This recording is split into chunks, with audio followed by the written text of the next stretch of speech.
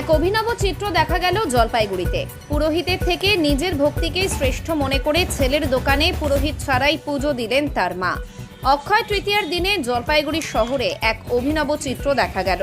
জলপাইগুড়িতে অক্ষয় তৃতীয়ার সকালে পুরোহিত দিয়ে পুজো করিয়ে তারপর প্রতিষ্ঠানের কাজ শুরু করতে দেখা যায় ব্যবসায়ীদের।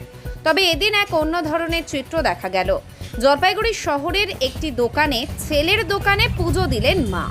পুরোহিতের যাবতীয় মন্ত্রোচ্চারণ করে ভক্তি নিষ্ঠা সহকারে পুজো করলেন তিনি। কোনো রকম পুরোহিত ছাড়াই তিনি ছেলের দোকানে পৌঁছে অক্ষয় তৃতীয়ার পুজো দিলেন।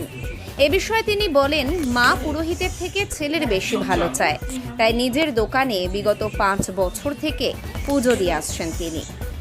আপনি পূজা দিলেন পুরোহিত ছাড়া কেন?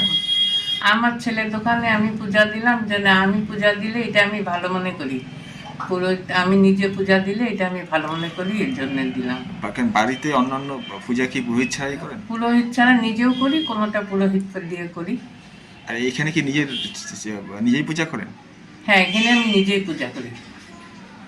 এটা কি আপনার হ্যাঁ মনে শান্তি হয়? হ্যাঁ, এটা আমার মনে শান্তি হয়, এটা আমি দোকানে আমি নিজেই পূজা করি।